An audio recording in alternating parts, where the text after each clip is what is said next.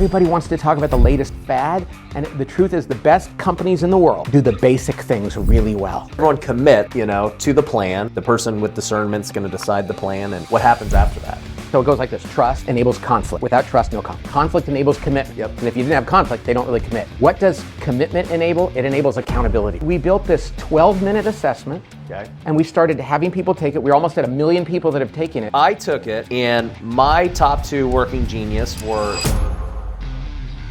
What's up, Wealth Builders? Today, obviously, I am in a different set. I am in Patrick Lencioni's office right now in the Bay Area. And if you don't know who he is, this guy has written so many books on leadership. You might have heard of some of them, like The 5 Dysfunctions of a Team. And he's a guy who's sold millions of books, helped thousands and thousands, maybe even millions of people at this point with their businesses. And I'm so honored to be here in his office interviewing. Thanks for having me, Patrick. This is a blast. I've already, before we started filming, I've been having great conversations. It's a party. Yeah, you were saying jokingly, but kind of serious, that this is like a liberal arts, office. Everybody just kind of talks life and everything. Yeah, we come here to talk life and faith and what's going on, and then we do work in between. Yeah. That's kind of how it's always been at the Table Group. And you've been here now for 10 years at this office. In this office, 10 years.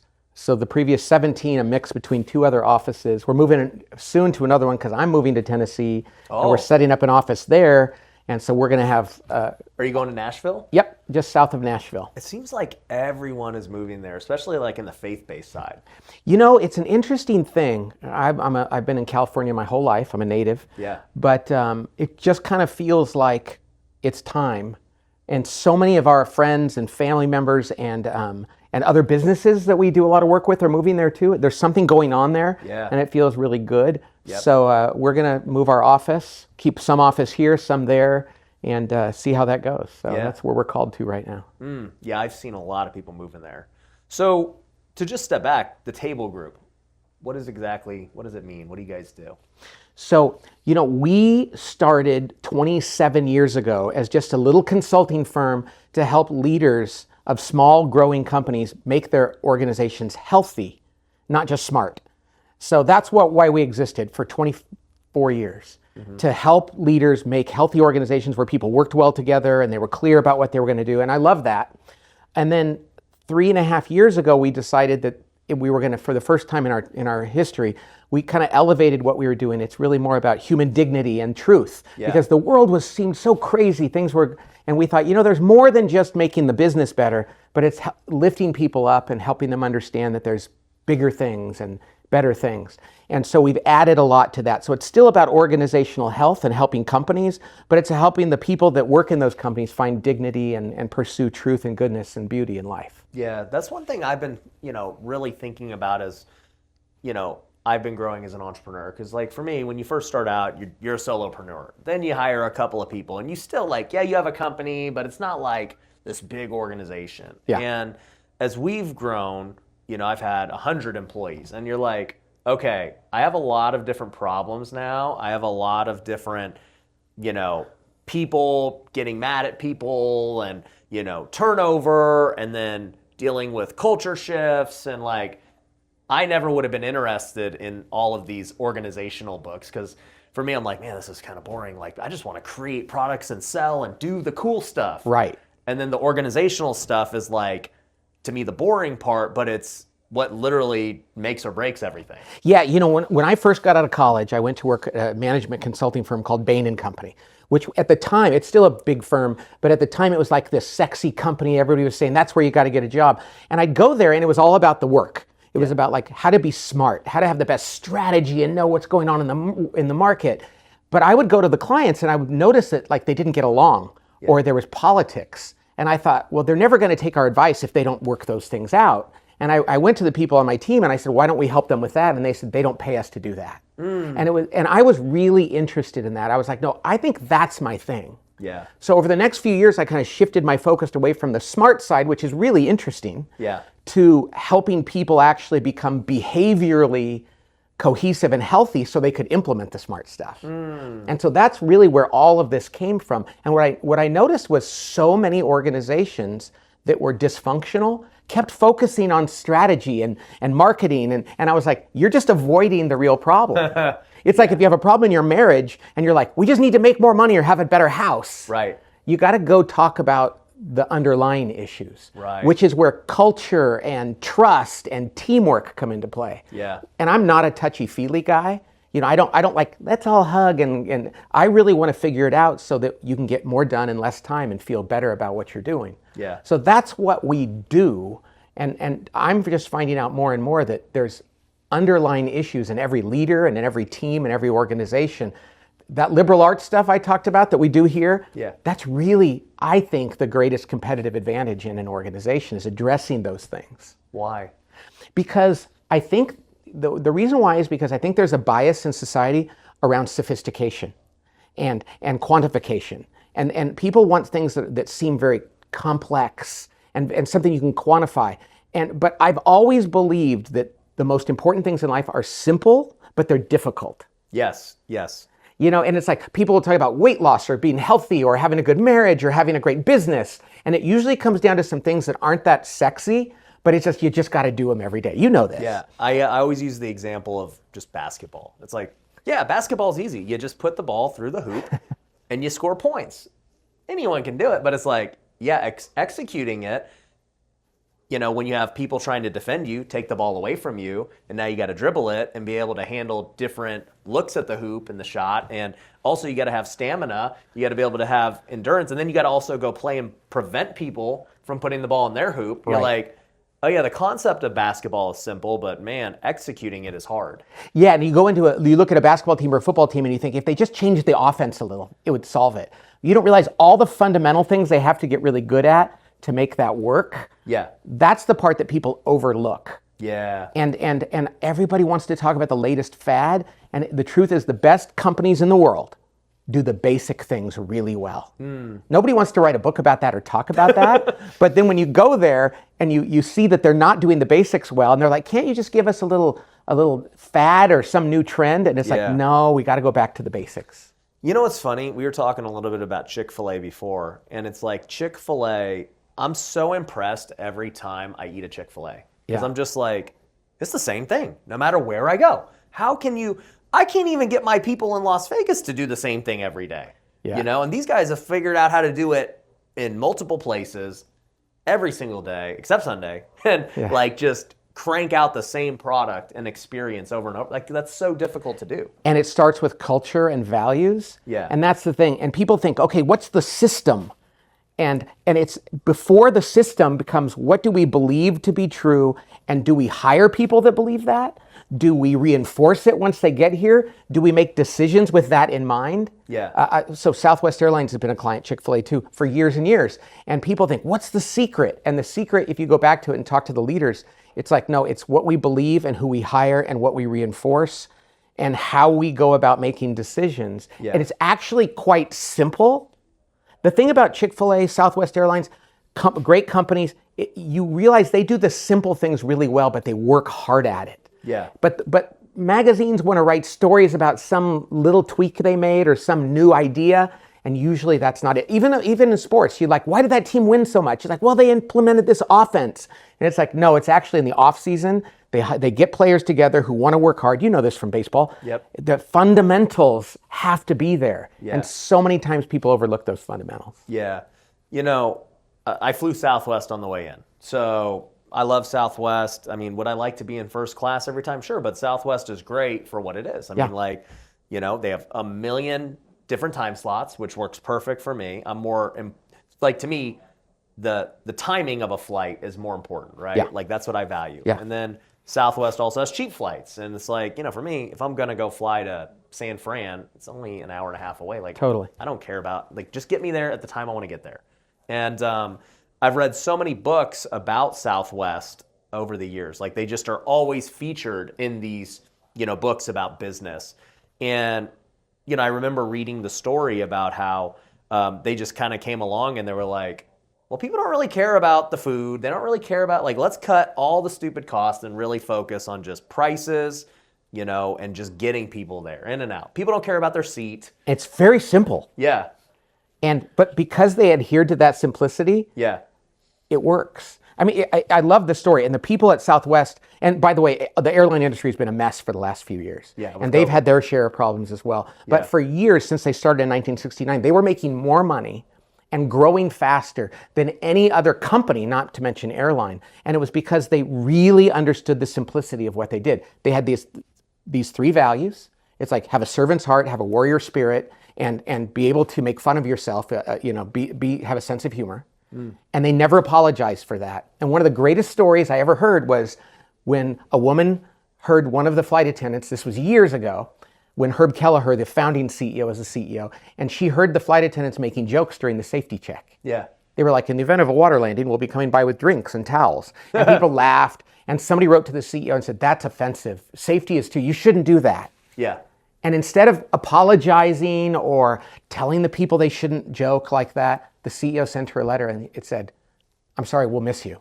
Yeah. Yeah. Because that's who we are. Right. And when you know who you are and you stick to that, you don't apologize for it, but you're kind in that things make sense. And then they had three strategic anchors. They said, we're going to have low fares. So anything that adds unnecessary cost, like meals and all that stuff, we're not going to do that. Second, we're going to be on time. So they said, let's figure out how to turn these planes around. Let's go to Indianapolis and see what a pit crew does and see how we can do that. And third, let's make sure that our customers feel loyal, like we're treating them well. Yeah. I saw the other day that like the airline industry made billions of dollars on bag fees. Southwest said, no. They never charge back. We're low fares. We're not going to charge people for this stuff, even today. So the point is, they said, those are our three strategic anchors. Those are our three values. You know what they say to their employees? You make your own decisions. Just keep those six things in mind. And as a result, it's simple. People that work there make their own decisions. Yeah. And so, but people are like, yeah, but there has to be something more than that. And they're like, it's There's just not. that. No, we've been doing that for 50 years. It's the same. And I love Chick-fil-A's food, but the reason why they're great is because they know who they are, and as long as they stick to who they are and they keep it simple, they're going to be really successful. So, where did you learn about all of this? I always ask people that who become, big in a niche. And a lot of times with like business coaching, it's interesting because it's like, me as an entrepreneur, I teach from just like stuff that I do. I'm like, hey, all right, I'm trying this new thing. I'm making social media. I'll tell you guys about it. I'm going to flip this house. I'll tell you guys about it. And then it's like, even talking to Gary Harper, who's been my business coach, and he's here with us Great right guy, now. Yeah, I've realized, I'm like, man, it seems like a lot of consultants, because it's just this weird thing of like, well, if you were busy running Chick-fil-A, you don't have time to go consult other businesses. And so I'm like, how do you learn all of these things? Well, it has a lot to do with how we learn in general. So for me, first of all, this field of what we call organizational health, which is like not the soft side of business, but the human side of business, is really brand new. Yeah. I mean, when you look back, there's not a lot there. Because when I left Bain after the first 2 years, most of my colleagues went to business school. So I thought, I don't think I want to go to business school. I think I want to go study behavioral business, and I couldn't find anything. And I remember I went to Stanford. I thought maybe I have to get a PhD, and I went to talk to some professors at Stanford, and they were studying relatively esoteric things that were not applied. And I was like, I don't want to do that. So I said, I just want to learn this field. And so I just started reading books, but more importantly, in fact, I didn't read that much. I just started going out into the workplace and learning from clients and from my own experience. So then I got to meet Jim Collins, who wrote Built to, Good to Great. And Good to Great.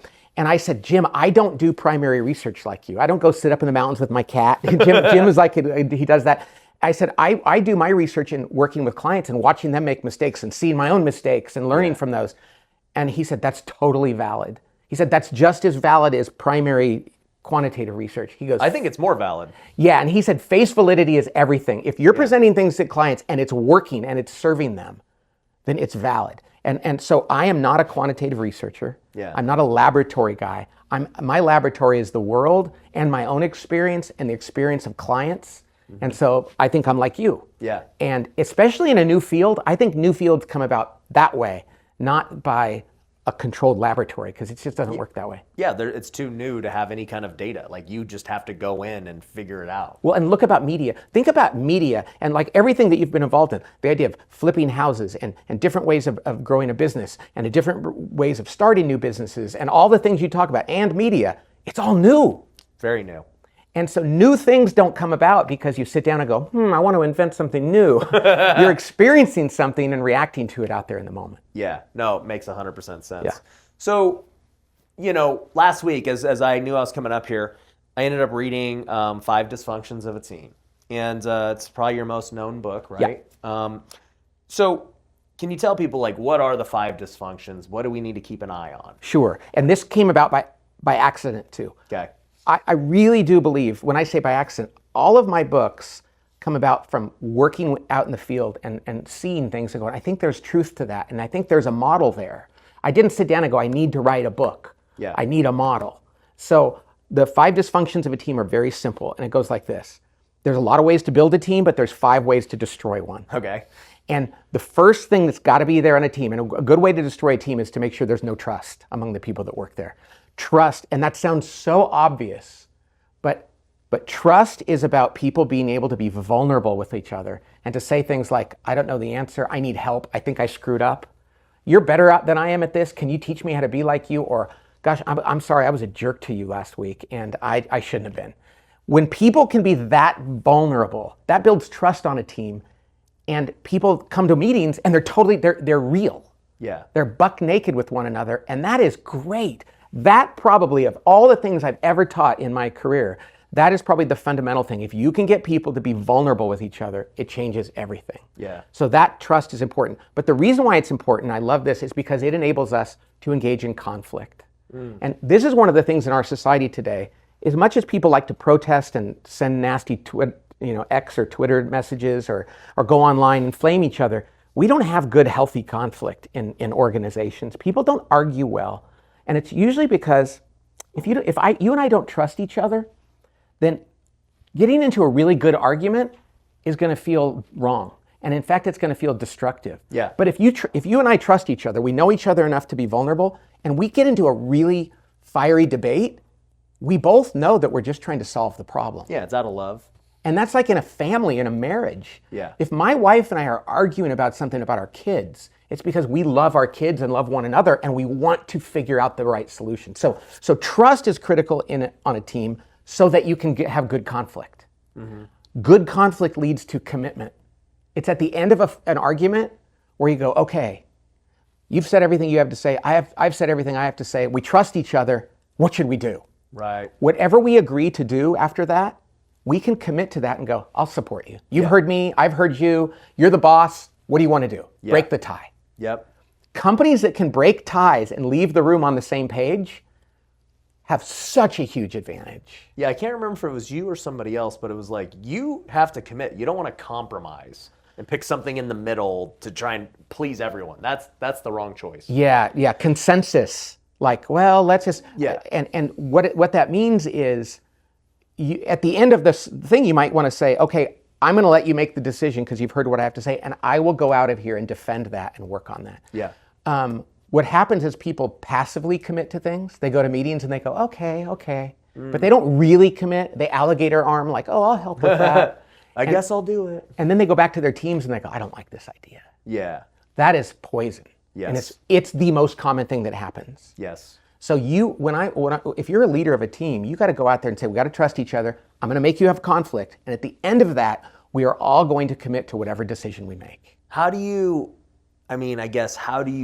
get people to commit to a thing that they clearly, I don't want to say they don't believe in, but they're not in agreement with, right? Yeah. Let's talk about baseball. Let's imagine you're a baseball team and you're like, okay, how are we going to strategize in this series against this team? And the one guy says, we got to steal more bases. You might have been that guy. Yeah. And somebody else says, no, we got to play conservative against this team because this is how they play. Yeah. And we can't be swinging for the fences. We got to manufacture runs or whatever else it is. You got to have those people in the room all arguing. I love the movie Moneyball. Yep. You got to go into that room and you got to advocate for what you want. And then at the end, everybody knows they've been heard. The leader says, now this is what we're going to do. And at that point, unless it's unethical or immoral, most human beings have the capacity to go, well, that's not how I'd have done it, but you're the leader and you listen to me, I'm with you. Mm-hmm. There's a company, Intel, the Intel but Intel became a great company because they had a CEO named Andy Grove. And a lot of books. Yeah. And he was amazing and I knew people that worked with him. He taught people to have such crazy conflict. The purpose of that was so that at the end of the meeting, when they left the room, nobody ever second guessed anything. Yeah, everything's been laid on the table. Exactly. Yeah. But when we live in a society where people don't want to go into a room, they want to be nice and nod their heads. Churches are terrible at this. Yeah. People nod their heads and they smile because they think, oh, it's not nice to disagree. Well, then at the end of the thing, nobody buys into the decision. Right. So trust enables conflict, and conflict enables real commitment. Yeah. And that commitment is important because if people are really committed, they're going to hold each other accountable. Well, I think too, during like conflict, right? You're putting, like you said, everything on the table, right? And as the owner of the company, I should have good enough discernment and every point should be made, whether it's my point or not. Right. To be able to say, oh, you know what? You're right. We do need to do that. That's trust. That's vulnerability. Yeah. See, even if you're the leader and you go, hey, you guys, I really want this game plan. And somebody says, but what about this? Vulnerability means you have the capacity to go, oh, shoot, you're right. Yeah. Oh, wait, I was wrong. Forget what I said before. Yeah. See, if you know that everybody on the team will do that, conflict becomes. But if you think somebody's like, no, I made my position and I'm never going to change it, I'm just going to defend myself, trust is gone. What if you're the opposite, which I am, where I'm like, the moment I hear better information, I'll change immediately. Like, to a degree of it's often. Because then, here's my thing. The world is changing really quickly right now, as we were just talking about. Like, experience, we're in a new era of media and marketing and everything else. And as a small business owner, we're nimble. We can move quicker than a big company, right? And I'll get new information that sounds a lot better than the current thing we do, right? And so we start the process. All right, there's trust. Hey, I got this new idea, guy. And this is also the visionary problem too. I got this new idea. What do you guys think? Well, we're going to have to change what we just changed, you know? Well, it sounds pretty good, but shouldn't we, maybe be in both and kind of like test? And so that's kind of where my issue starts to become, of like having a lot of good ideas. And then I think a lot of the conflict comes over, hey, like, are we going to give the other ideas enough time? So we had this happen yesterday in a meeting here. Okay. And in a very serious way. And I think your willingness to entertain those things is why you're successful. So we recently kind of reorganized our company. And I'm talking like a month and a half ago. Okay. And it's going really well. But we learned something recently and had a breakthrough that I think will be one of the most important things we've ever done as a company. Okay. So yesterday we had all of our employees online. And I said, we're going to make an adjustment to this. And I could just feel like, dude, we're 6 weeks into this new thing. Yeah. And so what I did is I just anticipated their objections and I said, I realize it seems crazy to do this now, but the only thing worse than changing now would be not doing it just to hold on to the way we thought it was going to be 6 weeks ago, because I really think this is a great idea. And being vulnerable enough to say, I know what you're thinking, I know your questions might be, allows people to go, okay, you get it. Yeah. But if I went in and said, we're changing this and I don't want to hear any complaints, and we talked about it. Yeah. And we talked about, can we really handle this? Can we take this on? Because you're also going to be vulnerable enough to let people say, are you sure we can do it? Yeah. And so I actually believe that as guilty as you feel in those moments, Yeah. your willingness to do what is best, even if it makes you look a little bit silly, Yeah. at the end of the day, they're going to go, I'm glad you had the courage to be silly.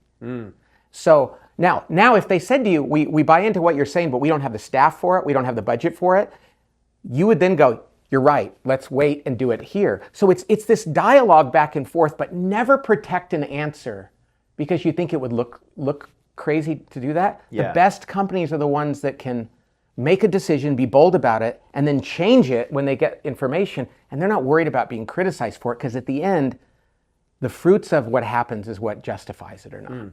Yeah. And I think the way that I always approach it is I'll get an idea and I'll say, hey guys, here's the idea.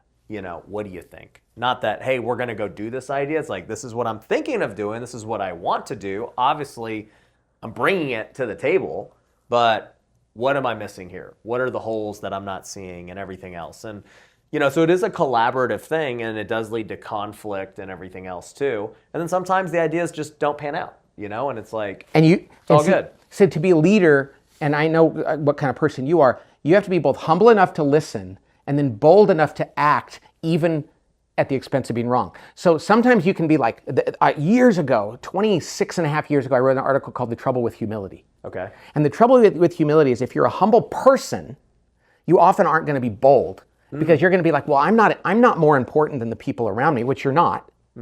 But your actions are more important. Now, but some people then they think, well, my actions are important, so I must be more important too. And then they get, so the hard thing is you have to balance these two ideas where you're not a better person than anybody else. Yeah. The person that works in the mailroom or that cleans the office is just as important as you are. But your actions, decisions really impact other people's lives. Yes. You have to hold both of those tensions in place at once. So you have to go, what do you guys think? I will listen to you. I will learn from you. I will admit that you might have ideas I won't. And then when you get to that place of decision making, now you have to go, now as your leader, I'm going to be bold. I'm going to make this decision. I'm going to hold us accountable for this. Even if I'm wrong, I have to at least give this a chance to work. Exactly. That's hard to do both of those things. Yeah. I can't live with not trying something. Right. Like the thought of like, this idea could work. And like, I look at it like a probability. I'm like, all right, I think there's an 80% chance this works.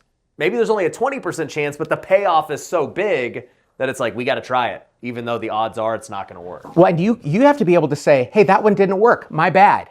Yeah. But you know something? Our culture is going to be one where we try. Exactly. We're going to test. But you're not going to be defensive about the... In fact, one of the things we say is if you're a good leader, you should be able to celebrate your mistakes. Yeah. And you should be the one in the room that when you're debating with people and somebody says something and you're wrong, that you go, oh my gosh, can you imagine if we had done what I said? That would have been terrible. Yeah, that was a bad idea. Yeah. And then people will go, oh, so you're willing to say that out loud? Then I will too. See, if the leader won't be vulnerable, nobody else is either. Yeah. No, I've had a lot of ideas that did not work out, and I own them. And without all those ideas, the ones that did work out wouldn't have been tried. And that's the thing I try to tell entrepreneurs too. They're so, especially people who are just getting into it, they're so scared of failure. And I'm like, bro, you're gonna fail. Like, anticipate that. You only need one to work. You know what's interesting about this, Ryan? I think that the root of all sin is pride. Yeah. So greed, lust, envy, all those others are based in pride. Yeah. And when people say they're afraid to fail, I know that there's like, I'm afraid I'm going to lose money or I'm afraid all these other things, but I actually think I'm afraid to look bad. I'm afraid that people are going to go, see, you failed. Right. And the very best performers in anything know that they're going to have to fail. I mean, I love to use baseball as an example, not just because you're a baseball player, but the best hitters in the world fail, 70% of the time. Yep. And yet, that's not how we're wired. We're like, ugh. So if you have a business and you try 4 things and 2 of them pop and 2 of them don't, if you're afraid for the 2 to go, hey, we totally whiffed on those, you're never going to try the other 2. And I don't think it's like, but we could lose money. I think it's, I would have to admit that I made a mistake. Yeah, I don't want to look bad. I really do think that's the, I agree. I agree biggest 100% issue. with that. And I think that goes back to people also don't really like putting big ideas or goals out there because of the fear of not hitting them, right? Yeah. We were just literally with Gary, and it made me think about this because he was like, hey, I want to give $2.6 million in 2026. Like a super big proclamation and goal. Like to charitable activities and all that. And it's like, what if you don't hit it, right? You're going to look bad. But it's like, that's life. That's okay. Yeah. The intention is this is what we're going to try and do. And we might not get there. We might do it. It's so interesting. Imagine somebody saying, hey, let's put the goal of 2.6 up there. And then we get to 2.2. And the pride part of us says I failed. Somebody else puts the goal of 1.2 and gets to 1.6. Yeah. And that's great. Pride. Yeah. Like, look I exceeded what I said I'd do, but actually one of them did better for others in the world. Right. And I think that the most successful people are willing to set the bar high and come up a little short rather than play it safe. Yeah. To protect, because what are we protecting? I think it's our self-image and our image in others' eyes. So you have a product called Working Genius, and I'll let you get into what it all is. For me, I took the test before, and one of my key traits was discernment. And it's going along with what we're saying of like conflict, and then the leader has to be able to discern, all right, what's the decision we're making based on all the feedback? But can you talk a little bit more about what all that is? So this working genius thing came about like so many of our other books and ideas by accident. Because I had been working at the company for 25 years or 23 years at the time, and I'd come to work and I'd get grumpy, and I don't know why, because I love the people I worked with, I love what we did, and one day somebody in my office said, "Why are you like that?" Oh, yeah, and she didn't mean it in a bad way, but she was like, "What's going on? Why do you get grumpy?" Because I'd be excited one moment and then kind of frustrated and then excited, and I thought, I don't know, but I don't like it in myself, and I don't know why I do this, and I said, and I want to figure it out. And so I sat there, and over the course of about 4 hours with a whiteboard and a pen, I figured out that there's 6 kinds of work that need to be done in any environment: home, office, launching a new product, starting up a company, just maintaining a company, planning a family vacation, rebuilding a house. Yeah. Any kind of work involves 6 different skills. Yeah. And each of us only has 2 of them. And I was spending most of my time outside of those 2. And so we came up with these 6 types of working genius, and they really are geniuses. And I thought I was just solving my own problem, and then some other people saw the model. And literally the day after we came up with it, a CEO was in tears when he saw it, and he goes, "Okay, this is why I'm struggling." And so we decided over the next month to write an assessment so that people could discover their own working geniuses. Now get this, I love Myers-Briggs and DISC and all the tools out there. I'm kind of a junkie for all of them. Yeah. And we use them in our practice, but none of them really explained the finite kind of work people have to do, and which of those kind of pieces of work give them joy and energy, and which kind of work drains them of joy and energy. And we realized a lot of people are burnt out, and they thought, well, I have to work less. And it's like, no, you have to work in the areas that you're meant to work in. So there's these 6 areas of working genius, and for everybody, 2 of them are the areas that they get joy and energy. It feeds them to do that kind of work. And that's what's called your working genius. Okay. 2 of them are what's called your working competency. And that's like, you can do it. You don't hate it. It doesn't really feed you, but it's you can get through and do quite a bit of work in that area and be okay. Yeah. 2 are called your working frustration.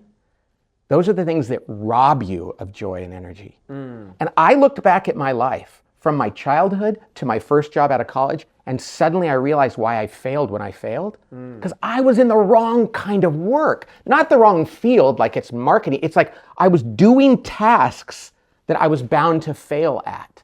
Yeah, it doesn't matter what part of the organization. No. It's just the thing within it. Yeah, the finance department has all 6 geniuses. The marketing department has all 6 geniuses. Right. It's not like what field you should be in. And too many times people take these tests when they're in high school. It says you should be a janitor or a politician. And it's like, what does that mean? Yeah. So we figured out the actual activities, and we built this 12-minute assessment. Okay. And we started having people take it. We're almost at 1 million people that have taken it. Wow. And literally 10 minutes after they get the results back, they're like, oh, I totally know how I need to change my life. Yeah. Let's go over my results. Oh, I love to talk about it. That way people can just get an idea. So I took it, and my top 2 working genius were discernment and galvanizing. And once I know that about you, I know this.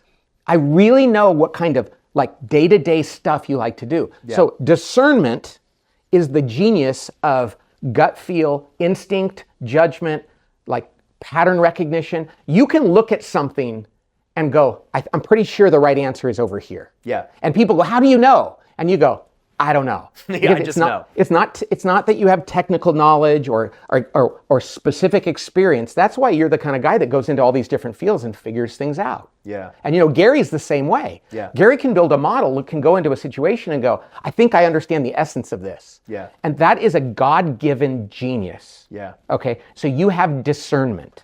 When you say it's God-given, what exactly do you mean by that? Well, I believe that it's the gift he gave you, and we should brag about the giver, not ourselves, and that it's from birth. Okay. Because one of the things we've looked at in all these areas, because people take the Myers-Briggs and they'll go, I think I do this, but I don't think I do it because I want to. But this is like, most people say, yes, since I was born, I loved this kind of stuff. So do you think that, obviously we all have discernment to a degree, right? Yeah. It's just a matter of loving to discern things, or is it just being really good at discerning? That's a great question. As it turns out, we can be great at things we don't love, Yes. but it's not healthy. Yes. Like we can grind at things that we don't love to do, But it kind of screws us up because then we're not leaning into the thing we're meant to do. And so everybody can do these things. Discernment's not an easy one to force on yourself. It's kind of an internal talent that you have. But as it turns out, the things that you're more naturally inclined to that give you joy and energy is usually what you get good at. I think about Barry Sanders, as a football player. It was fantastic in my childhood. And he retired really young. There was this other basketball player named Joe Barry Carroll. Most people don't know who he was. He played for the Warriors. He was this huge player, really talented. And he never did very well. And they'd said he'd be in his room on a road trip reading books about philosophy. And the thing is, he was 7 foot tall and coordinated, but he didn't really like to play basketball. He was just good at it. Right. Good enough to get there. And it didn't feed him. It didn't give him joy. And then there's these other players, they're like gym rats. Because going into a gym and shooting for 4 hours, I was that way too. God didn't give me the gift. But the point is we should lean into the things that we're naturally inclined to that give us joy and energy. And one of those for you is like assessing a situation with minimal data and sizing up what probably is the right answer. Your second genius, the G, DG, is galvanizing. This is the one that prompted this whole model because it's not one of my geniuses. Okay. Galvanizing is that person who loves to wake up every day and get people moving. Yeah. They cheerlead, they encourage, they call people to change, and they're reminding them constantly. They're selling. Yeah. They really get joy and energy out of that. People think, well, because I'm a speaker and I'm on this podcast, I love to do that. But actually, it's kind of painful for me to have to do that. And I was doing it every day at work. Wow. Well, I was the leader. I was supposed to do it. So I'd come into work wanting to use my geniuses, and everybody at work was like, galvanize, galvanize, galvanize, galvanize. And I had been burned out. And then when I did this model, I figured out, I'm not supposed to be the only one doing that. Yeah. So you, though, have discernment and galvanizing. That's what's called the, you have this amazing sense of what needs to be done, and let's get started right now.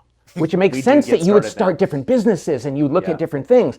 And if somebody puts you into you're the intuitive activator. So the idea of looking at a situation saying, close enough, let's go, is totally natural for you. And when I describe it to you, and I was talking to you with Gary, because you have similar ones, both of you were like, oh yeah, that's totally who I am. Now go talk to somebody who doesn't have those two. Yeah. And they're going to be like, that job, being the person to kind of go in and start up a business or help figure this business out, they go, that would be misery for me. Yeah, and those people frustrate me because a lot of them come to our events and stuff, and they're like, dude, I want to start a business. I want to, get into real estate. I want to do social media. And I'm like, great, let's go, baby. Like, we already know what to do. And then, they're like, I don't know. And then you go talk to them. They come to the next event 90 days later, and you're like, did you do it? And they're like, I'm thinking about it. I'm like, what is wrong with you? Let's go. And you know what's wrong with them? They should be playing a different role than they're playing. But a lot of people look at it and go, well, you're successful. I want to be like you. And it's like, no. You are you. Figure out who you are, and then surround yourself by others who are good at the things you're not. Yeah, find me to go with you. Exactly. Yeah. And so my geniuses are invention. That's one of, so the geniuses go like this. The first genius is the genius of wonder. These are the people that can sit and ponder things, and they're always asking questions, and it's a genius. Usually in their life, they've been criticized for doing it. Just wondering. And they're like, is that like the woman who said to me, Amy? That's got to be one of my low ones. Yep, it is. Frustration. Right. So the idea of, let's just go ponder. You're like, no, I want to do something. Yeah. My wife loves this. Okay. And the woman who prompted this said to me, why are you like that? She was really just curious. People that are with wonder just sit around and go, and this isn't all they do, but they like to go, gosh, maybe there's a better way. I don't know what it is, but is that really the best way we can do that? Do you think think our customers would want something more than we have now? Yeah. They're literally just asking the question, and that's where everything starts. Then comes the second genius, which is one of mine, which is the genius of invention. I came out of the womb wanting to make up new ideas out of nothing. Yeah. Like I write books, they're all fiction. People go, where do you get your ideas for characters? I'm like, are you kidding? I can just sit there and new ideas pop out of my brain. So those two would definitely be authors. That sounds exactly what an author would be. A lot of authors. Yeah. A lot of authors. In fact, especially like I write fiction, but I don't write mine are more like screenplays. Yeah. Authors like Dean Koontz is my favorite author. He must sit around and just like, oh, I have an idea. he's really patient about that. Whereas I'm kind of like, I want to just make the story work. So yeah, the first two, W and I, that's called ideation. Ideation. That's where if you go to the Silicon Valley or startups, those are those people who just sit there and go, I have an idea, I have another idea, I have another idea, I have another idea. I remember hearing about that with Google. Like they would just pay people to just sit there and think. And I'm like, that's a sick job. But no, it's like, it's a genius. There's only few people that can literally just sit there and think. Be like, do cars really need to be this way? Why can't they fly? Why can't they do this? Right. And there's a place, even in a factory, there's a place for somebody who does that. It's like, do we really need to do it in this way, in this order? Maybe here's a different order that we could try it in. Not all the ideas are good. They need to be discerned. Yeah. But somebody has to come up with those. Yeah. We talked to these guys at Nike when we first came out with this model, and they had people that did that. They'd sit around and say, we have a new idea for a product. What about this? What about this? The problem was they would take those ideas and throw them over the wall to the people that were supposed to manufacture and sell them before they had done the steps that you do, which is discernment and galvanizing. Yeah. Discernment goes, hey, those 5 ideas you came up with, 2 of them I think are really bad. 2 of them I think are really good. That other one, I think if you tweak it a little bit, it could be better. That's what you do. Yeah, exactly. And I hate taking something from scratch. Right. And like having to be like, I'm like, bro, just give me the template of like the baseline and then I'll tell you what needs to be changed. Right. Yeah. The guy, the COO of our company, he is a DG just like you. And I'm an ID, which means invention and discernment. Yeah. And he used to feel bad. He'd go, why does Pat come up with the new ideas and I don't?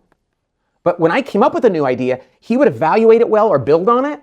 But he said, oh yeah, I don't have, he thought there was something wrong with him. Like, did I watch too many cartoons as a kid? Do I waste my time, surfing the internet? And he when we did the assessment, he was like, oh, I don't have invention, but I have discernment, which is a big part of the innovation. Yeah. But he's like, I want somebody else to throw the thing against the wall. I'll tell him if it's going to stick or not. And that's how I kind of visualize Steve Jobs. I think so too. Yeah. In fact, I was on a podcast yesterday. I interviewed with him. He offered me the job to run HR at Pixar. Really? Years before, right before I started this company. So this was 27 and a half years ago. I interviewed with him at Pixar. Wow. And he and I had this great conversation about story. Like, he wasn't the guy that was going to come up with the brand new story at Pixar. Mm-hmm. And I think even the products at Apple, but he was really good at saying, oh, here's how we could design that and get people excited about it and get it implemented. Yeah, he had a marketing mind, a customer mind, simplicity. Right. Yeah. Whereas there's somebody else sitting in the lab someplace or sitting in a room throwing these new ideas out there, and he probably looked at 12 of them and said, we're going to do those 3. Yeah, exactly. Right. So there's discernment. So it goes wonder, invention, discernment, galvanizing. Yep. And then the last 2 are what's called implementation, and that's enablement. There are people whose genius in the world is to come alongside and help. And it's not because they're just nice. And a lot of them don't think they have a genius, but when you say to them, I need your help, they're like, I live for this. Yeah, I'm ready to serve. And we love those people. They're the glue and the backbone of so many organizations, and they're often leaders too. Yeah. But they just have a gift for answering the call on the terms of the person who has that need. Would you say that galvanizing and them are the 2 sides of the coin? Like the galvanizers get those people? A galvanizer needs enablement. Yeah. And an enablement person needs galvanizing. Yeah, so would they ever go together? Yes. Interesting. So a person that's 2 geniuses are galvanizing and enablement. We call the what's the term from there? The enthusiastic encourager. Okay, I was going to say, you invented it. They're I know.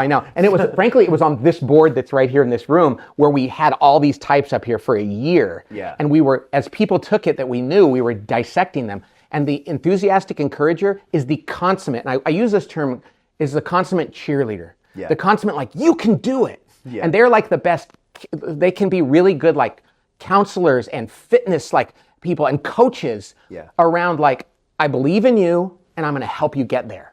I wonder if my friend Ed Milet that's what I think of with him. Yeah, I know who Ed is. Yeah. And there are people that are just like that, and they're extremely positive, and they will push you out of your comfort zone, but then they'll accompany you along the way. Along the way. Yeah. So that's the GE. I know a woman who's a GE, and she just got she thought, should I be a nurse? What should I do? And she now works with the elderly.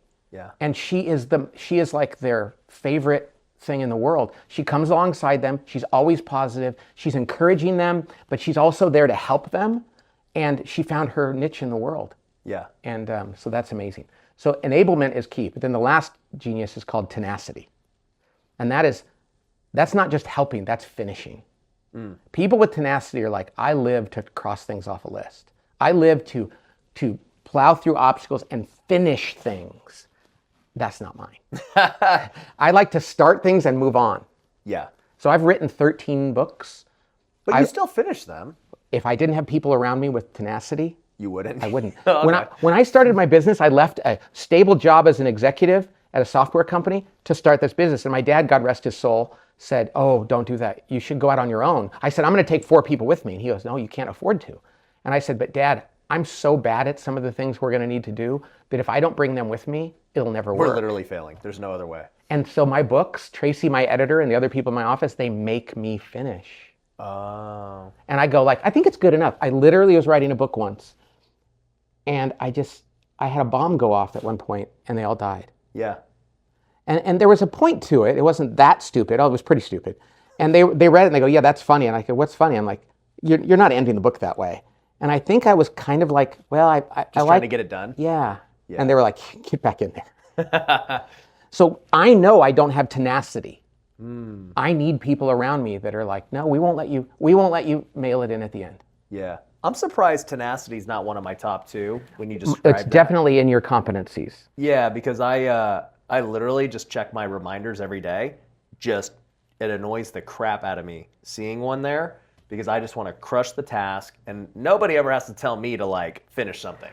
Right. And there's a few different reasons for that. One is the desire to see the outcome. Yeah. And sometimes there's wounds involved in that too. Like, oh, I feel I need to prove myself. But it's in your area of competency, which means you don't mind it. Yeah. But still, if you had to choose between just crossing things off a list or evaluating getting things moving, the joy and energy comes from those others. 100%. Yeah, I would rather look at situations, fix them, help people, put the team together to go knock out this mission. By the way, when I describe the 6 types of working genius, it starts up here at 50,000 feet in wonder, head in the clouds. Hey, maybe this. Invention. How about this? We're going to try this. Discernment. Okay, I'm going to evaluate. This one's good. This one's not. Galvanizing. Let's get people going. Enablement. All right, I'll help. Tenacity. We're going to land the plane and finish. So there's an altitude. Yeah. And they're all really important, but like a WI, my wife, is at 50,000 and 40,000 feet. Raising kids for her. She can't like be in the day-to-day trenches. It crushes her. Yeah. Then there's other people that are ETs, which are enablement and tenacity. They live in the implementation.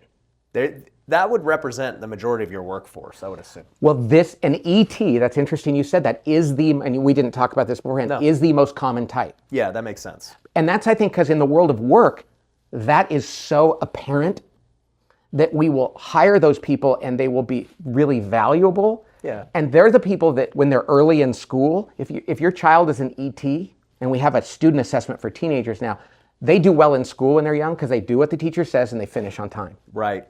Whereas my wife was a WI and she's like staring out the window and teachers don't... Why am I even here? Exactly, asking those questions. So it's really good to understand what you are, because like I have a son who's a WI, school is a grind for him. Yeah. And if he gets an A- or a B+, and if he gets a B-, that's fine too, but I'm like, dude, that's amazing. I have another son who's just naturally brilliant, and he can get an A without actually having to grind. Yeah.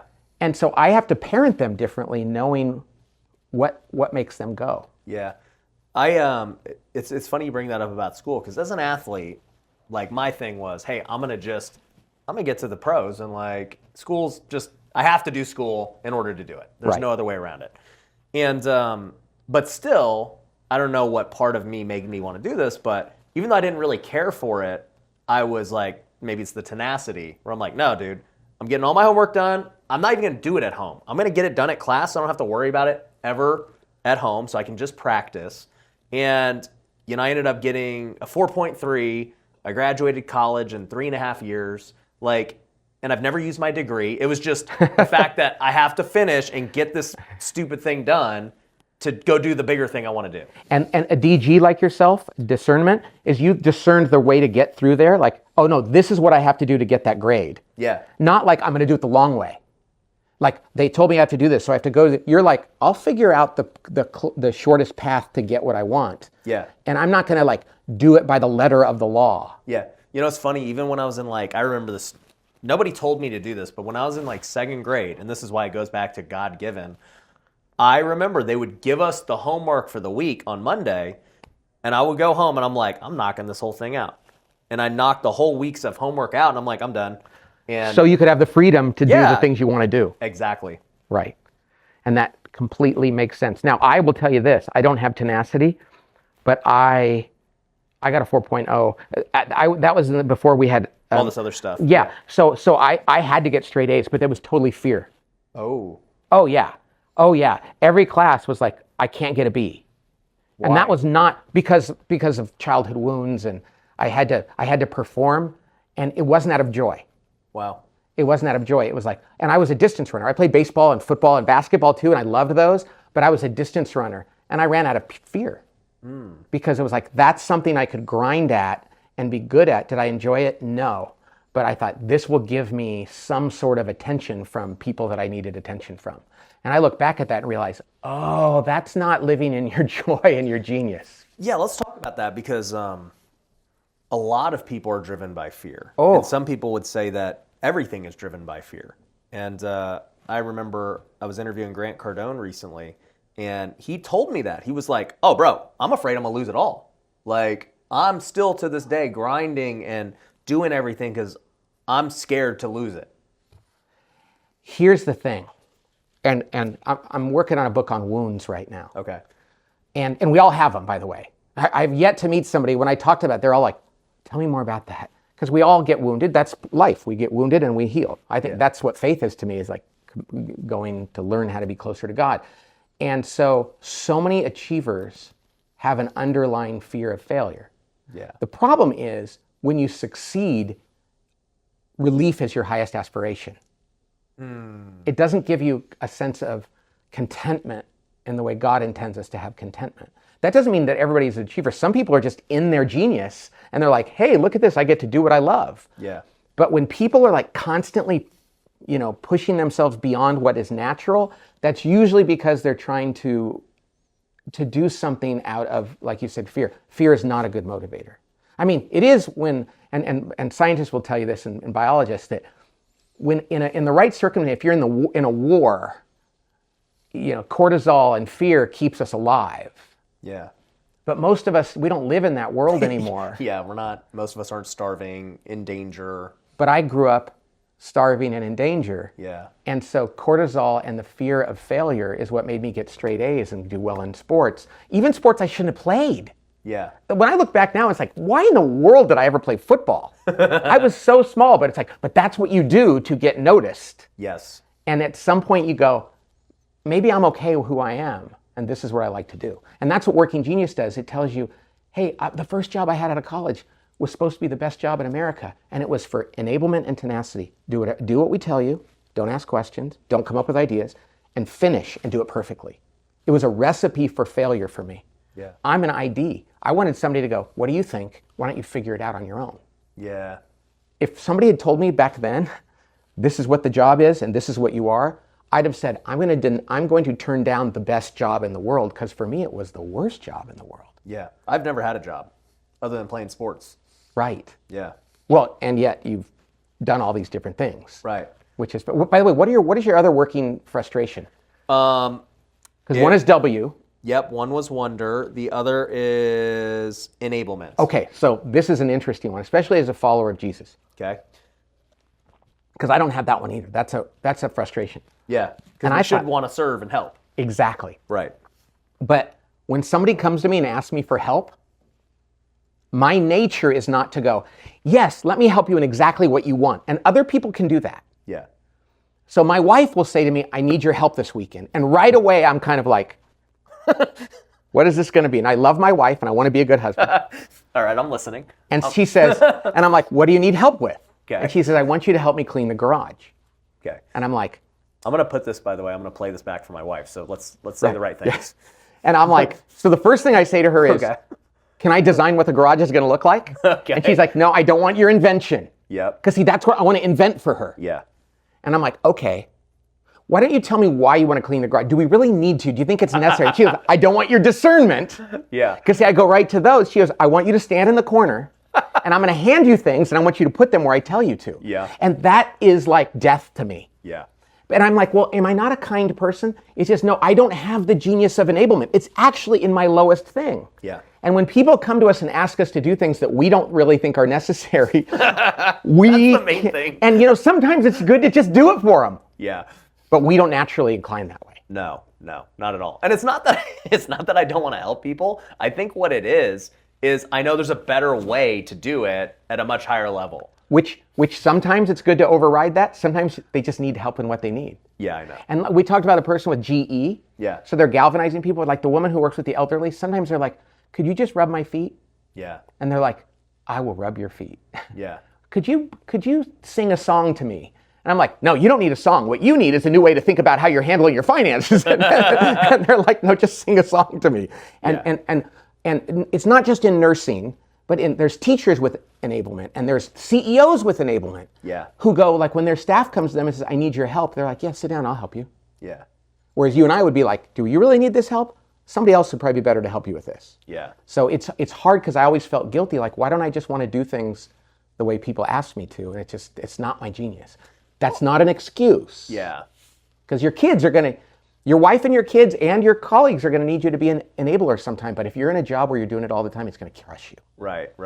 Yeah, and I think it comes from the same servant heart of wanting to just do it the best way. Totally. Because if my wife's like, let's clean the garage, and I'm like, babe, what if, hear me out, I love this. what if I just hire someone to clean the house for us and we go do something else? Right. Like, why do I got to be the one? I literally, it's funny you say the garage. I literally just did this like a month ago because we took down all the Christmas stuff and I had to go put it back all up into storage and stuff. And I'm like, literally for an hour and a half, I'm like, why? Why am I doing this? Like, I'm calculating my time and what it's worth. And I'm like, somebody else could do this. I don't understand why I'm doing this. Like, literally, that was all that was crossing my mind. Like, I understood why I was doing it because I don't want to make my wife mad. And, right. Like it's the thought, my logical mind decided that it is the cost of making her mad is way higher than the cost of the time I'm wasting. So you discerned that. Yeah. Like I have a buddy here that works who's an enablement and my weaknesses are his strengths.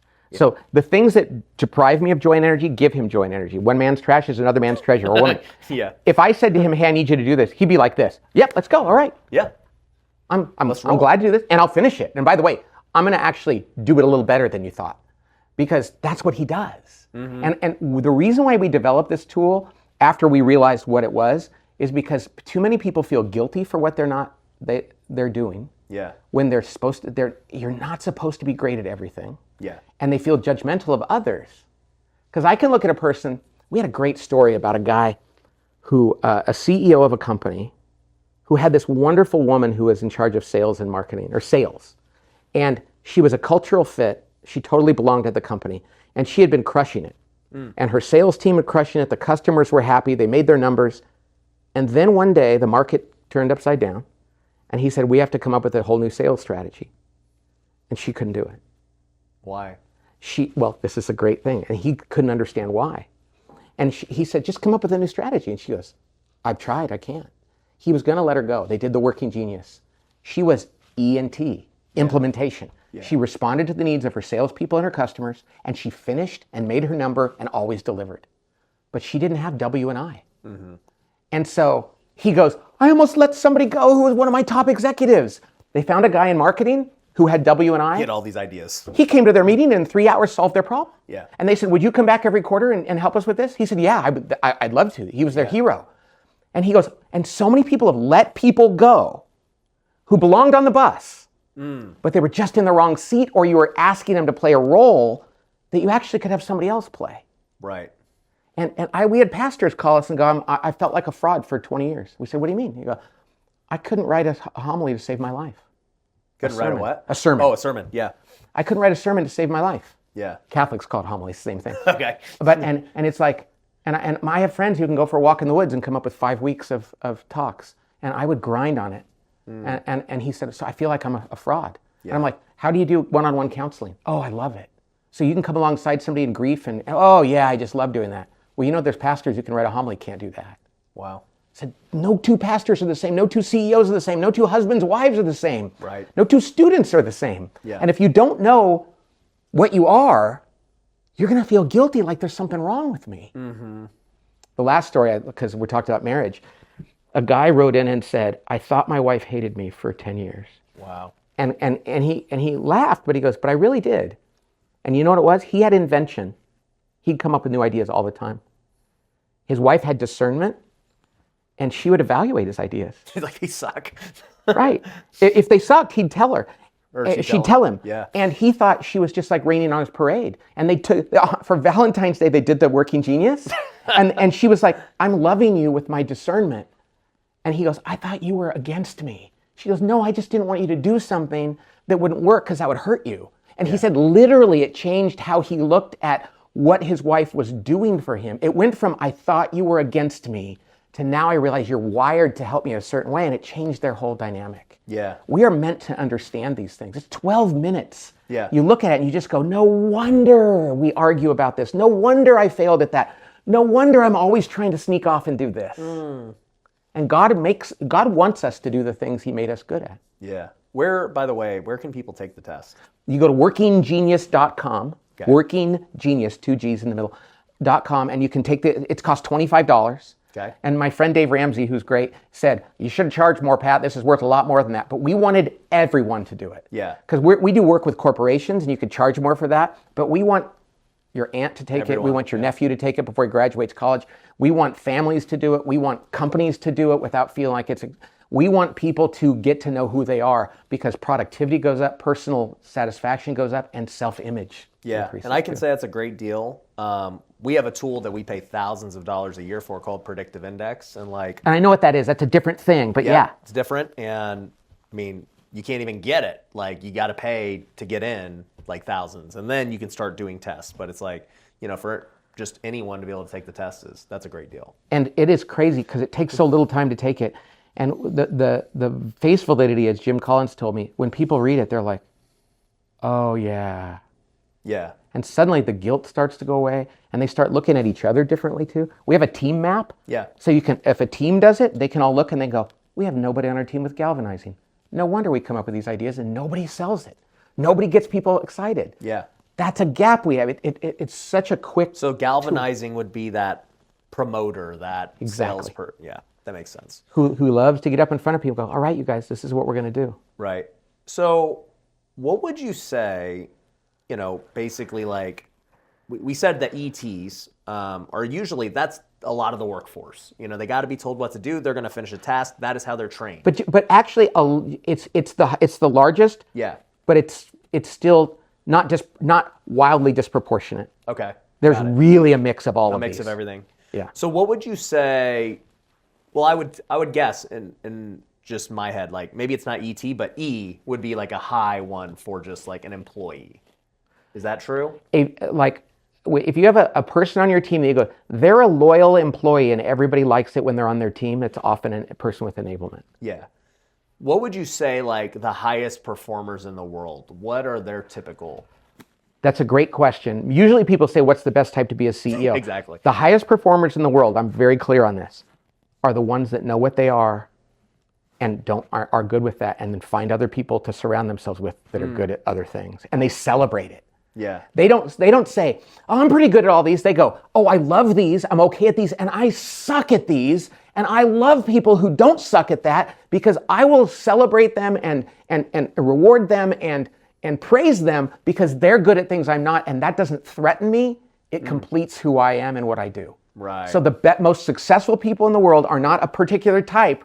They're the ones that are really comfortable with who they are, and that they can say, I suck at those things. They just and have I need you. humility and self-awareness to be able to say, all right, these are the pieces we're missing. Right. Because we have CEOs of every type. But the CEOs that struggle are the ones that think, well, I'm good at this, but I'm not good at that. I should work on that. We were talking about Michael Jordan earlier. Early in his career, he wasn't the best outside shooter. Yeah.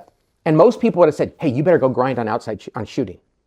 And one of his coaches said, no, forget about it. Just dunk on everyone. Exactly. Yeah. Your defense, your ability to go to the basket, and then you can get better at that. And he got good at it because he wasn't grinding on it. Yeah. He was leaning into what he was good at, and then he actually got pretty good at that. Yeah. But that was not his joy. It was never a strength. Yeah. Right. So to me, when I even hear that, the ability to have self-awareness and, get people you don't, like, to me, that's, again, discernment and galvanizing. Not even just like, since those are what I am, but it's like, yeah, you would have to have enough self-awareness, aka discernment, to know that you're not that.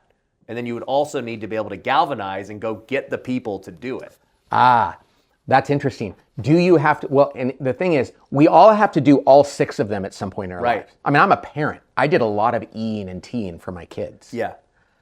But whenever I could outsource parts of that weren't relational, I should do that. Yeah. But so do you have to galvanize, or do you just have to go to somebody and go, hey, you know something? Here's who I am. Are you a galvanizer? Can you go get people? So Cody... It's a mini galvanize. Right. Yeah. Cody is a DG just like you, who's our COO. Okay. I don't like to galvanize all the time. I can do it a little bit. It's in my competency. But it was enough to go get Cody. Well, we just took the test and looked at it. Looked at when you look at the team map, you look at somebody on your team and go, hey, you have that. And they're like, oh yeah, I love to do that.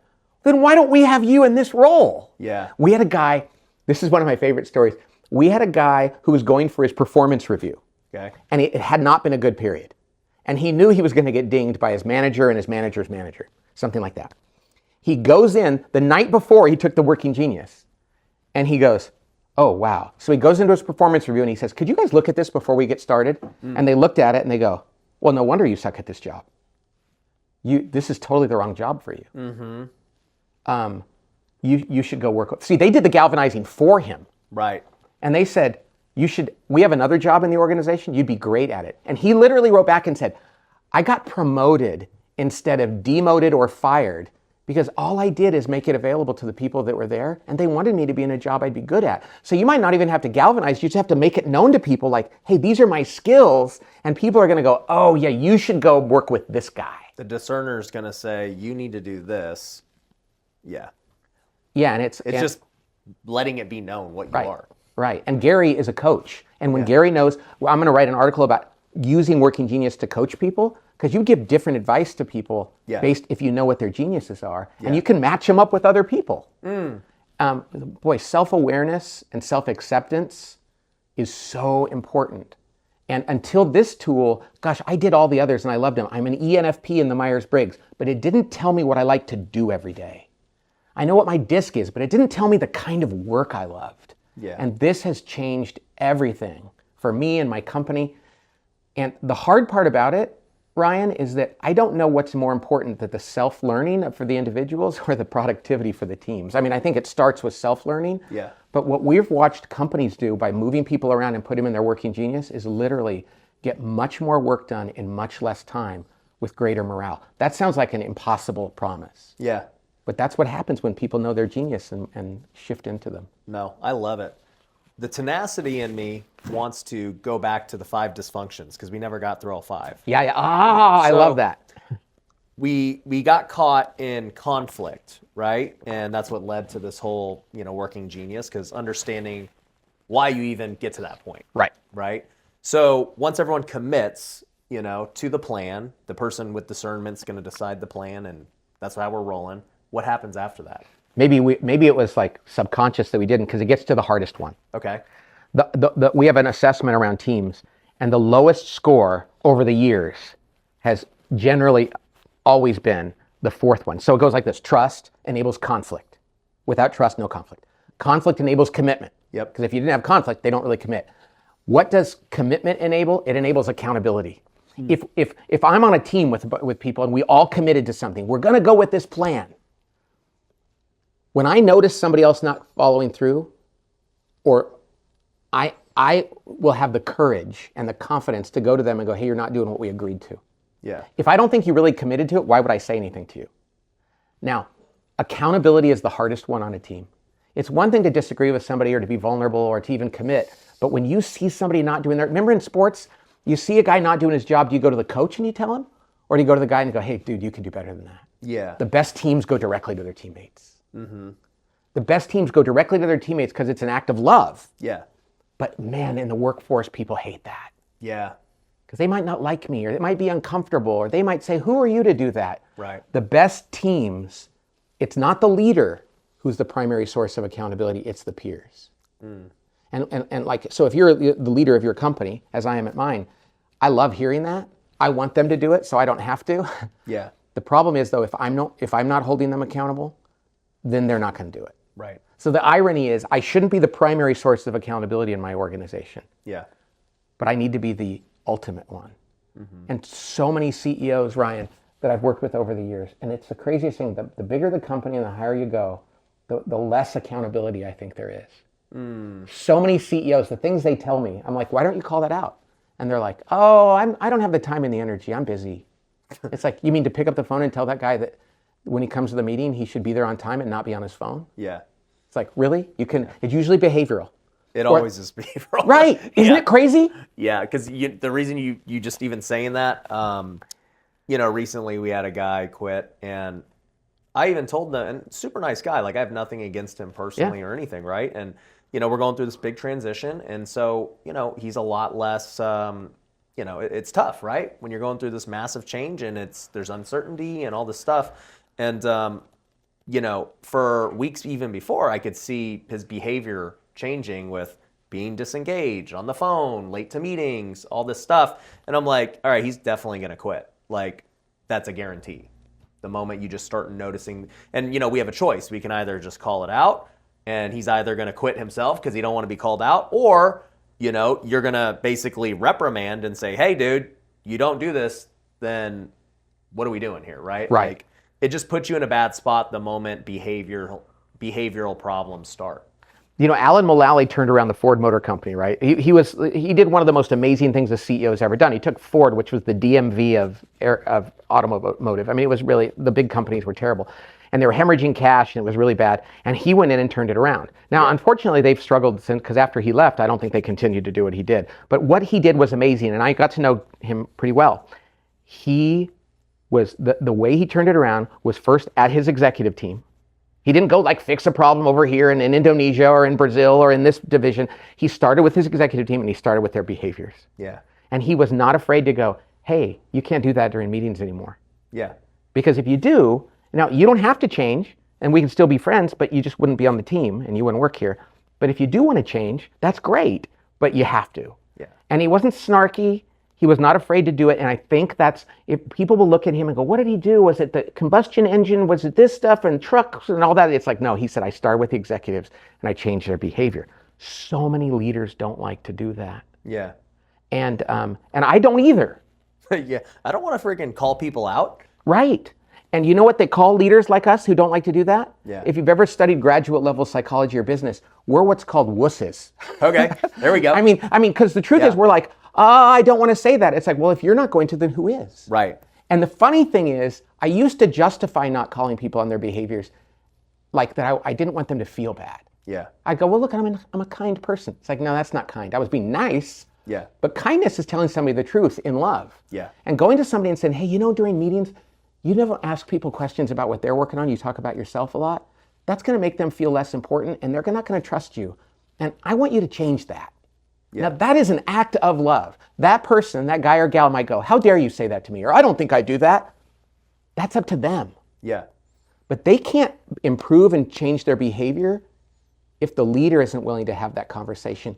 And as soon as everybody knows the leader is willing to, they're going to start doing it with one another. Right. Which is the irony of it. Yeah. Yeah, and that's the tough part, right? Like, I don't know that anyone gets enjoyment out of it. Like, we do it, but it's just like, hey, dude, I'm going to try and say this in the most loving way I can. Like, this is what it is. Right. You know? Yeah, it's when you realize that it is an act of love to tell somebody that.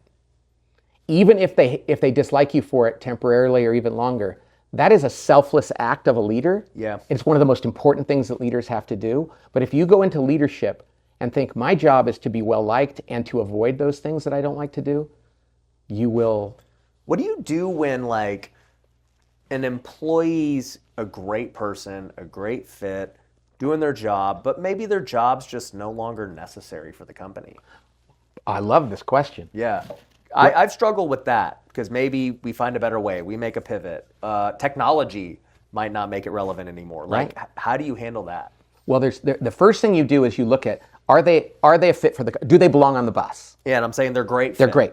So then what you do is you're like, do we have a seat for them on the bus? Yeah. And so that's where you look at like their working genius and you look at what's going on and you look at everybody else's too and you realize oftentimes it's like, oh, there's something missing that they could do. Right. Sometimes you're in a small organization though, and you literally don't have a seat for a person. And you know what's beautiful about that? You can go to them and say, I love you. I will recommend you to other places. I will be invested in helping you find a job because you deserve, you're really great. I don't think we have a spot here, but I'm not rejecting you. Yeah. But the problem is when we let people go without an understanding of that, we give them the impression, and this is a sad thing, that somehow they underperformed or they're being rejected. They didn't do good. Yeah. So it's better to go, hey, you're one of the best second basemen in the league, but we have the best second baseman in the league. We're not saying you're not good enough. Yeah. We're saying we probably need you to go find another place where you can be the third best second baseman in the league. Yeah. But to go, hey, you're not doing it well. We thought you'd be better than you are, which is what we do. Yeah. So to go to somebody and go, man, I love you. And the idea of losing you crushes me because you're such a cultural fit, but there's only 5 positions here and we don't need those skills. So let's go find a place where you can be really successful. Well, you're bringing up second baseman. That was literally, you just gave me like a horrific flashback. Trauma. To trauma of when I got released in this was 2013 spring training, so over a decade ago now. But I hadn't really thought about this in a while. But, you get called in the office, and when you get called in the office, something bad's to happen. So the farm director was like, hey, Ryan, look, here's the deal. You had a good season last year. We were hoping that you'd be able to go to AA this year and everything, but the reality is, at the big league level, they just signed, this guy at second base. That now has a trickle-down effect. So now the guy who thought he was going to be in the bigs is now in AAA. Now the AA guy's got to stay there. And we got other guys we just drafted, and they're moving up. And so now there's just no spot. Right. We like you. You're a good guy. Do you still want to keep playing? There's independent teams we can recommend you to keep your career going. We'll put in good work. It was you just literally word for word said what happened. Right. That's a really good thing versus going, you just haven't cut it, man. Yeah. Well, and look, and I've been there too. So I have been released. My last year I got released, I was batting under 200. So I was like, not a surprise. And the reason was my house flipping business was taking off. So I was literally, this is my 8th season playing. I had 20 house flips going on while I was playing. And I was like, dude, this is getting really stressful trying to go compete every day at a high level and manage 20 flips. And I didn't even want to be there, to be honest, because I'm like, I'm crushing it over here. Like, this is my future. But the tenacity in me would not let me quit. I was like, I will literally not quit and just walk away. You'll have to force me out of here to make me quit. And that may very well be a little bit of wound influence there. Yeah. You know what I mean? Like, because we were taught, like, you never quit. I'll you never quit. No. Do you know what a great story is from the A's? And I don't know if you knew who he was. I don't know what year it was, but, and he married, a cousin of mine married into his family. He's from my hometown, but I don't know him. Okay. The guy that was one of the AAA best players for the A's wanted to be a priest. Oh, I know who you're talking about. Yeah. I know exactly what you're talking about. And he went to, Grant Desme. yeah, that's it, right. Yep. And he went to Billy Beane. Dude, he was a beast, and he just left. And he went to Billy Beane and he goes, I sit in the dugout and I'm thinking about God and that I want to be a priest. Yep, I remember that. So here he has these talents, but he's like, I want to do something else. And he was like their top prospect. Yeah, I know. And Billy Beane just It was said, shocking. Yeah. I met Billy Beane once and I said, so what was that like? And he goes, I just told him, when you say your first mass, just invite me. I want to come, because if that's what God's calling you to do, then that's what you're meant to do. Yep. Isn't that interesting? Yeah. So it's one of those kind of comes full circle. Yep. Isn't that wild? It is wild because you brought it up, and I went through it for the first time of getting released because of, look, I always take accountability too. I'm like, well, obviously if I would have played better, it wouldn't happen that way. I would have been the guy they chose over the other guy, right? But then, at the end, it was like, no, actually I deserve this one. This one I was playing terrible. Like my head's over here flipping all these houses and stuff, and like, what are you going to do? So now we got the fifth one. Yeah. So we went from trust to conflict to commitment to accountability. We have to hold each other accountable. And then the final one is the focus on results, the collective results of the team, not you as an individual. Okay. This is the final dysfunction of a team, is when people are looking out for themselves. Okay. And the example I like to use is Scottie Pippen when he played for the Chicago Bulls, and Jordan had retired. And so Pippen was the best player in the NBA, I think, that year. Mm-hmm. And they had a great team. I can still remember the players, and they had Phil Jackson as a coach.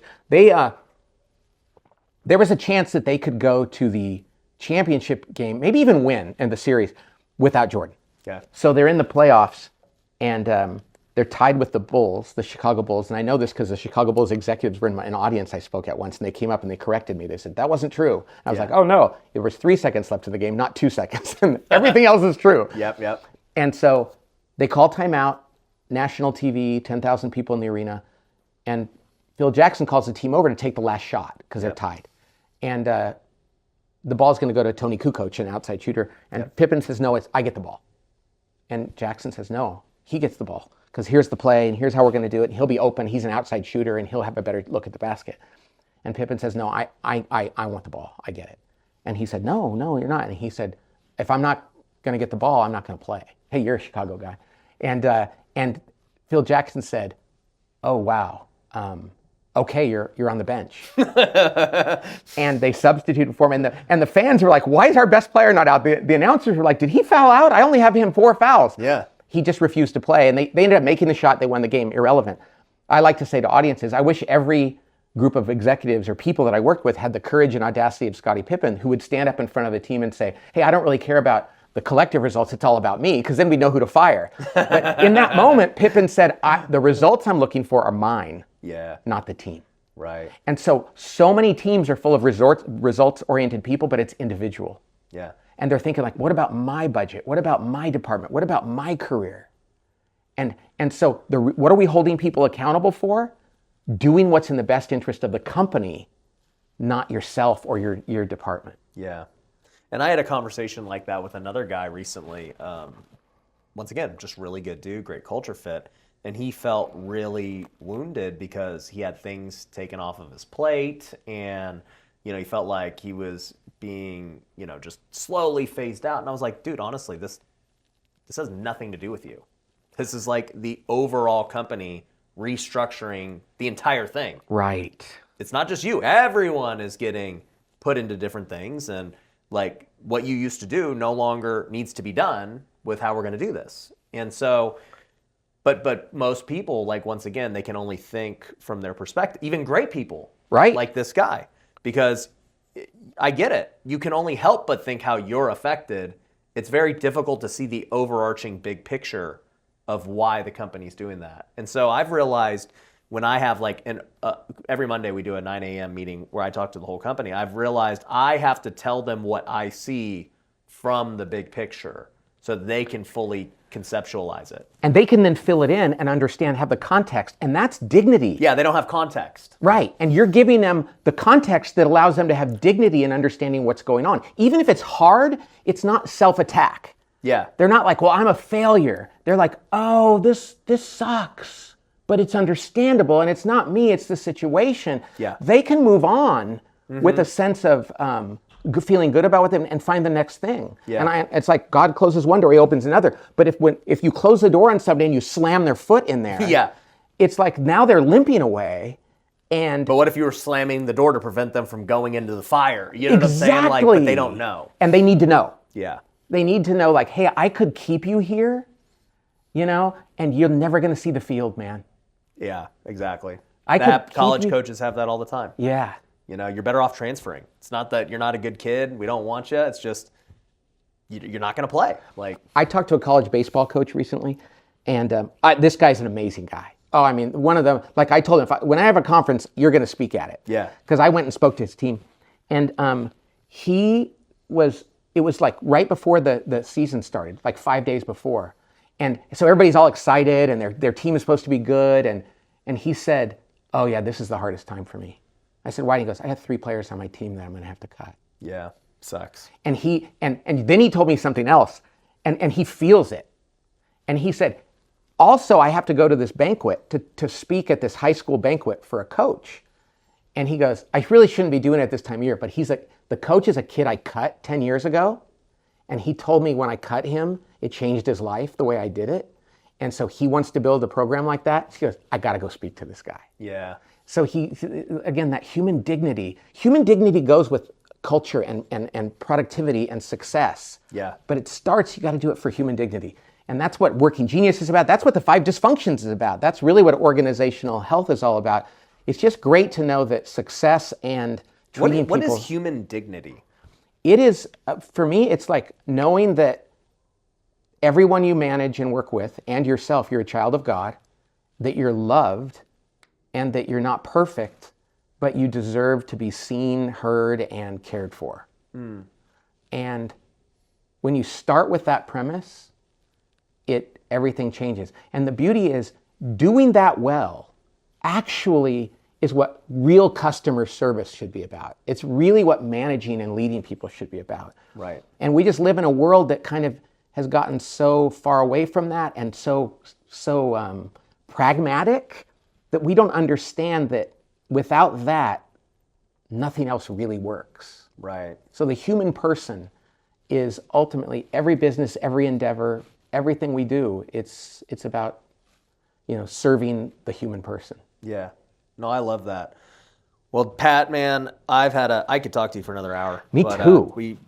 We'll have to talk on the golf course because there's just so many things we could discuss. But for me, anyways, as an entrepreneur who is trying to grow a big business and change lives and everything, I realize that, as we talked about before, yeah, I need to keep growing in the tactical side of things, but I know I have enough awareness to know the next level for me is making sure this human dignity part is, really emphasized, and, I'm starting to understand how people are, why they are the way they are, how to give them context, how to lead them, and I think that, for me anyways, that's what will make or break the next level. And so I want to say this because it's very important, and just know you're going to fail at it. I've failed at it many times. And when you know it's the right thing and you fail at it, it's really hard. Yeah. And so I learned from those failures, and you have to just realize that none of us are going to get it right all the time. Right. And even the people that preach it and teach it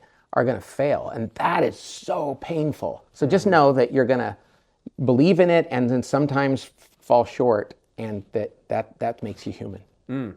I love it.